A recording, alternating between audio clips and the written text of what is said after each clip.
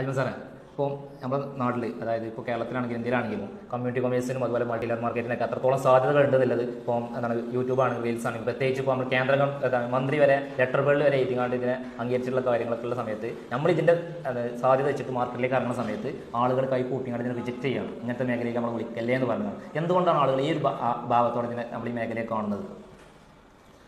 ഷഹീർ, നല്ല വിഷമം ഉണ്ടായില്ലേ? ഓക്കെ, ഷഹീർ ചോദിച്ച ചോദ്യം നമുക്കറിയാം. ഇന്ന് നമ്മൾ നെറ്റൊക്കെ നോക്കിക്കഴിഞ്ഞാൽ community commerce, multi level marketing വലിയ സാധ്യതയാണ്. ഏകദേശം 1 കോടി 1.5 കോടിയോളം ആളുകൾ ഈ 2030 ആകുമ്പോൾ ഈ ഒരു മേഖലയിലോട്ട് കടന്നു വരുമെന്നൊക്കെ നമ്മൾ പറയാറുണ്ട്. സോ ഇങ്ങനെയൊക്കെ ആണെങ്കിലും നമ്മുടെ നാട്ടിൽ, എക്സ്പെഷ്യലി നമ്മുടെ കേരളത്തിൽ, നമ്മളെ വീട്ടുകാരോടോ നാട്ടുകാരോടോ ഈ ഒരു ഓപ്പർച്യൂണിറ്റിയിലാണ് എന്ന് പറഞ്ഞ് ഇപ്പൊ ഷഹീറിന്റെ ഫ്രണ്ടിനെയാണ് വിളിക്കാൻ പോയത്. ഇപ്പൊ ഷഹീറിന്റെ ഏറ്റവും വേണ്ടപ്പെട്ട ഫ്രണ്ട്സിനെ ഇതിലോട്ട് ഇൻവൈറ്റ് ചെയ്ത സമയത്ത് അവർ വലിയ രീതിയിൽ പ്രയാസമുണ്ടാകും, അത്രയും നെഗറ്റീവായിട്ടാണ് ഷഹീറിനോട് പ്രതികരിച്ചിട്ടുള്ളത്. ശരിക്കും എന്തുകൊണ്ടാണ് എന്നുള്ളതാണ് ഷഹീറിന്റെ ക്വസ്റ്റ്യൻ.